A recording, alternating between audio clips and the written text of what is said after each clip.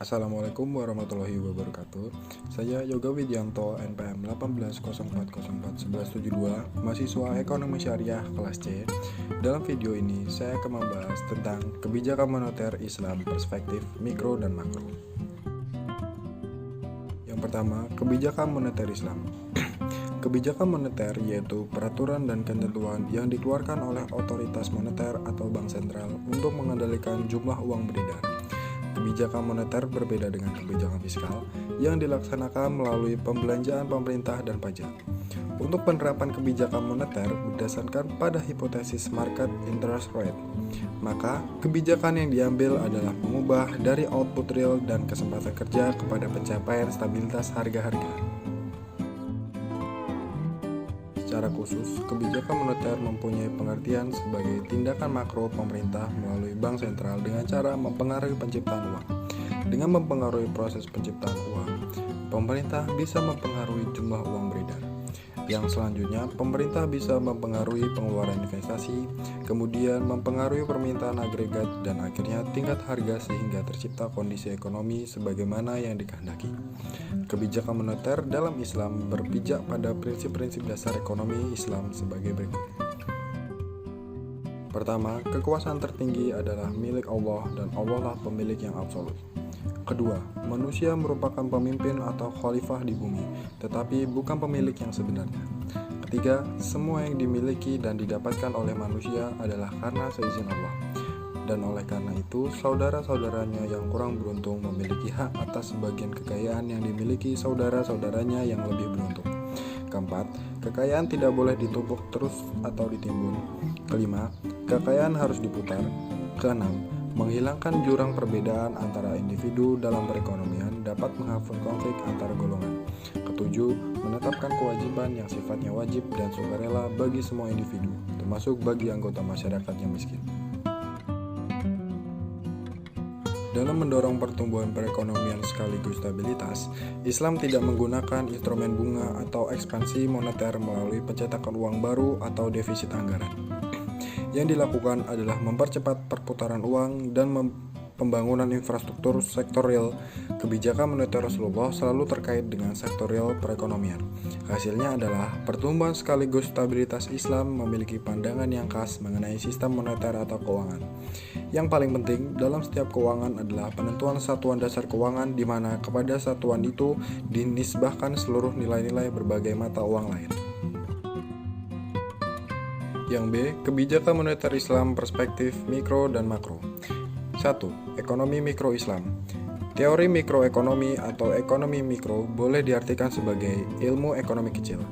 Berdasarkan kepada pola dan ruang lingkup analisisnya, teori mikroekonomi dapat didefinisikan sebagai satu bidang studi dalam ilmu ekonomi yang menganalisis mengenai bagian-bagian kecil dari keseluruhan kegiatan perekonomian.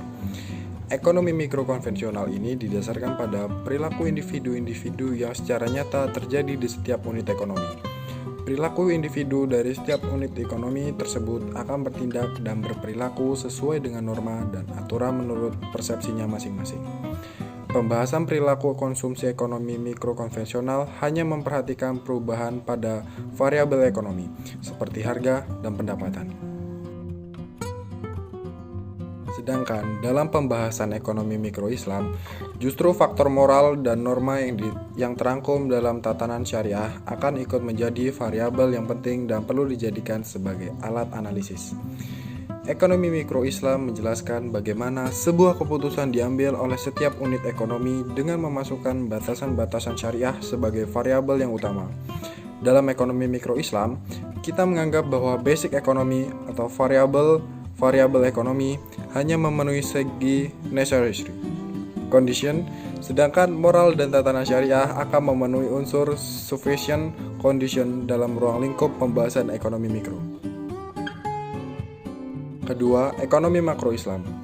Ekonomi makro Islam adalah ilmu yang membahas permasalahan kebijakan ekonomi secara makro, berupa pengelolaan dan pengendalian sesuai dengan ajaran Islam. Dalam membahas perspektif ekonomi Islam, ada satu titik awal yang benar-benar harus kita perhatikan, yaitu ekonomi dalam Islam itu sesungguhnya bermuara kepada akidah Islam yang bersumber dari syariatnya. dan hal ini baru dari satu sisi, sedangkan dari sisi lain adalah Al-Quran, Al-Karim, dan As-Sunnah Nabawiyah yang berbahasa Arab. Kebijakan moneter sebenarnya bukan hanya mengotak-atik suku bunga, dan secara makro, sebuah tatanan ekonomi masyarakat yang ditopang dengan sistem ribawi tidak akan pernah betul-betul sehat. Pada zaman Rasulullah dan Khulafaur Rasyidin, kebijakan moneter dilaksanakan tanpa menggunakan instrumen bunga sama sekali. Definisi yang paling singkat dari teori moneter adalah teori mengenai bekerjanya pasar uang. Pasar dalam teori ekonomi bukan dimaksudkan suatu tempat atau fisik orang berjualan dan menjajakan barang dagangannya, tetapi pasar diartikan secara luas dan abstrak. Namun tetap mencakup pasar dalam pengertian sehari-hari, yaitu sebagai pertemuan antara permintaan dan penawaran. Apabila permintaan bertemu penawaran di pasar, maka akan terjadi transaksi. Transaksi merupakan kesepakatan antara apa yang diinginkan pembeli dan apa yang diinginkan penjual. Dalam transaksi seperti itu, kedua belah pihak mencapai kesepakatan mengenai dua hal, yaitu harga dan volume. Dari apa yang ditransaksikan, dalam hal pasar uang, yang ditransaksikan adalah hak untuk menggunakan uang atau untuk dibelanjakan barang dan jasa dalam waktu tertentu.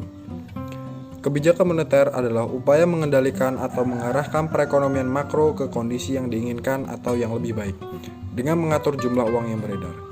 Yang dimaksud dengan kondisi lebih baik adalah meningkatnya output keseimbangan dan atau terpeliharanya stabilitas harga atau inflasi terkontrol.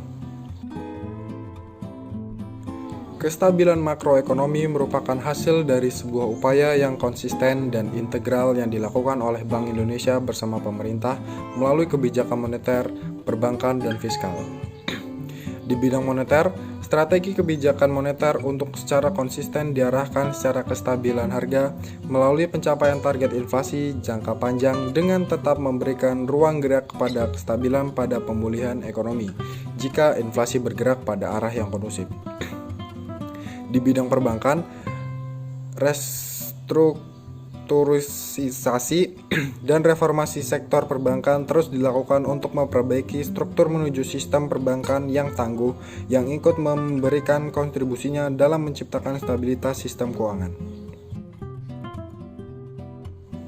Kebijakan moneter merupakan peraturan dan ketentuan yang dikeluarkan oleh otoritas moneter untuk mengontrol uang yang beredar, inflasi, dan untuk memelihara stabilitas ekonomi suatu negara.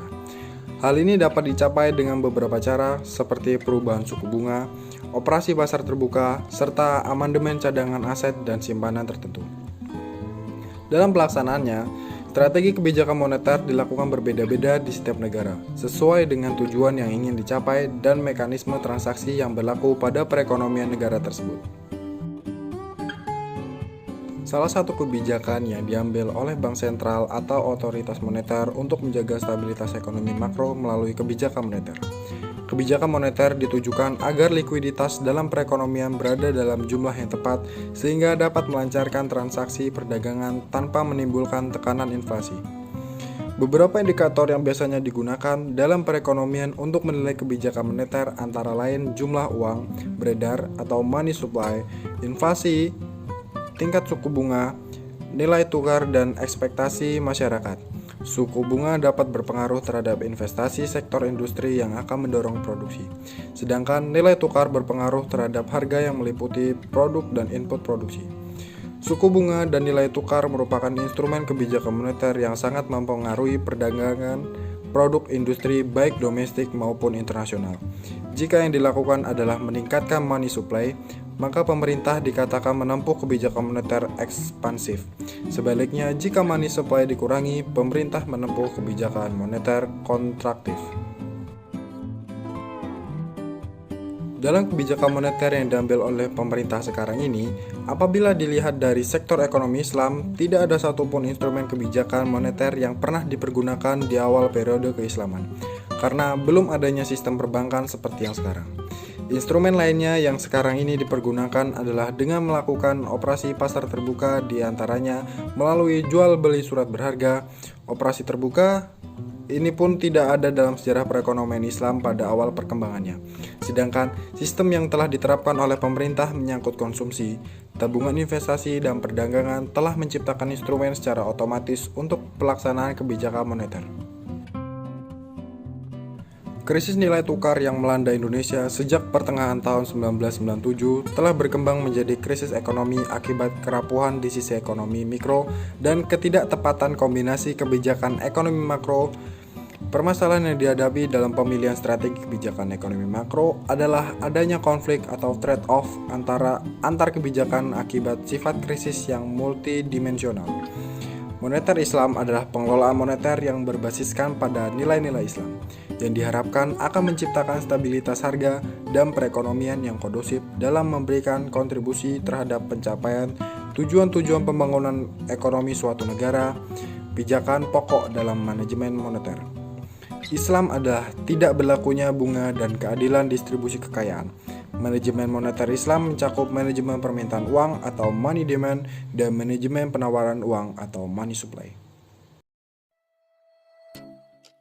Yang A. Manajemen permintaan uang atau money demand. Manajemen permintaan dalam Islam adalah manajemen moneter yang efisien dan adil, tidak berdasarkan mekanisme suku bunga, tetapi menggunakan 3 instrumen utama sebagai berikut. Yang 1. Value adjustment, yang dapat menciptakan suasana yang memungkinkan bagi alokasi dan distribusi sumber daya keuangan sesuai dengan ajaran Islam. Kedua, kelembagaan yang terkait dengan kesejahteraan sosial, ekonomi, dan politik. Instrumen ini mencakup mekanisme harga yang dapat meningkatkan efisiensi dalam pemanfaatan sumber daya. Mekanisme harga bertujuan untuk menyeimbangkan penawaran dan permintaan barang serta jasa, sehingga berada pada posisi yang adil di antara pelaku ekonomi. Mekanisme harga bukanlah suatu tindakan yang menjamin pencapaian tujuan-tujuan ekonomi suatu negara. Mekanisme harga yang disertai nilai-nilai Islam akan menjadi sarana yang mempermudah pencapaian tujuan. Ketiga, financial intermediation, yang berdasarkan profit and loss sharing. Dalam sistem ini, money demand dialokasikan hanya untuk proyek-proyek yang bermanfaat dan hanya kepada debitur-debitur yang mampu mengelola proyek secara efisien. Dengan persyaratan tersebut diharapkan dapat meminimalisasi money demand untuk pemanfaatan yang tidak berguna, non-produktif, dan spekulatif. B. Penawaran uang atau money supply. Hal mendasar dalam pengelolaan money supply Islam adalah mengupayakan terjadinya keseimbangan antara money demand dan money supply dalam pengalokasian money supply, sehingga pencapaian tujuan-tujuan ekonomi dapat berlangsung dengan baik. Pengelolaan money supply dalam Islam diantaranya adalah dengan pengaturan ketat terhadap pertumbuhan uang inti atau high-powered money. Hal ini karena pertumbuhan money supply yang ditargetkan harus selaras dengan sektor yang rentan dengan kredit. High-powered money bersumber pokok dari 1. Pinjaman pemerintah kepada bank sentral. Kredit bank sentral kepada bank komersial atau surplus neraca pembayaran ekspansi moneter hanya dapat dikontrol bila sumber utama dari high power money dapat diatur dengan baik. Selanjutnya, dimungkinkan bagi bank sentral untuk mengendalikan penyaluran kredit kepada bank-bank komersial. Penerapan profit and loss sharing yang menggantikan suku bunga akan lebih dapat meningkatkan kemampuan bank sentral untuk mengendalikan penyaluran pinjaman tersebut. Kedua, kredit bank sentral kepada bank komersial. Penyaluran pinjaman oleh bank sentral kepada bank komersial bisa dalam bentuk mudharabah atau berbagi hasil baik laba maupun rugi, yang berarti bank sentral harus lebih berhati-hati dalam menyalurkan kredit kepada debitornya, baik sektor pemerintah maupun swasta, guna menghindari pemanfaatan kredit pada kegiatan-kegiatan spekulasi dan non-produktif.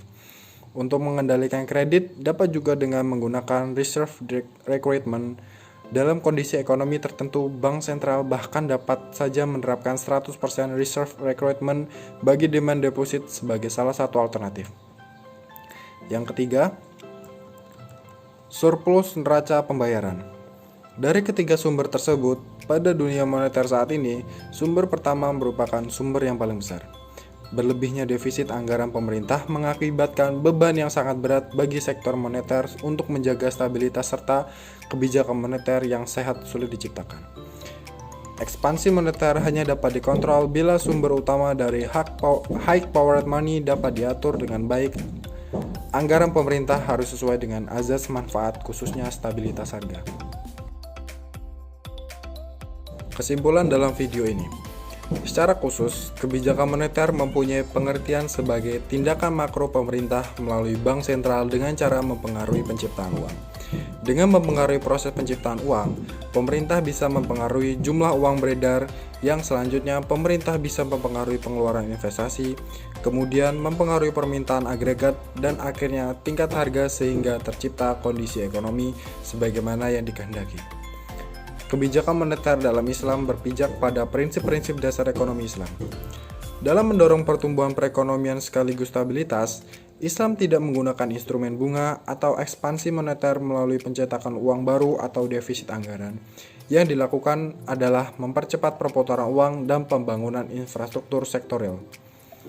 Ekonomi mikro Islam, justru faktor moral dan norma yang terangkum dalam tatanan syariah akan ikut menjadi variabel yang penting dan perlu dijadikan sebagai alat analisis. Ekonomi mikro Islam menjelaskan bagaimana sebuah keputusan diambil oleh setiap unit ekonomi dengan memasukkan batasan-batasan syariah sebagai variabel yang utama.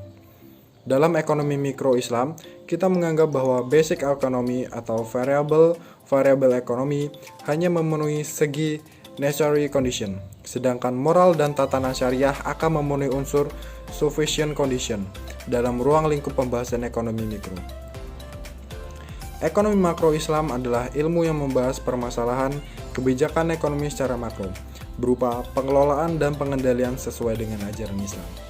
Dalam membahas perspektif ekonomi Islam, ada satu titik awal yang benar-benar harus kita perhatikan, yaitu ekonomi dalam Islam itu sesungguhnya bermuara kepada akidah Islam yang bersumber dari syariatnya.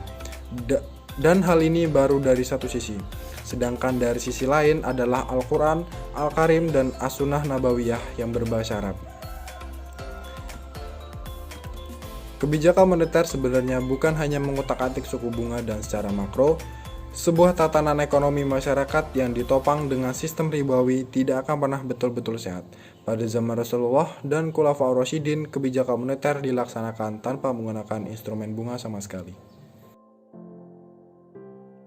Baiklah, itulah penjelasan mengenai kebijakan moneter Islam perspektif mikro dan makro. Kurang lebihnya saya mohon maaf. Saya akhiri. Wassalamualaikum warahmatullahi wabarakatuh.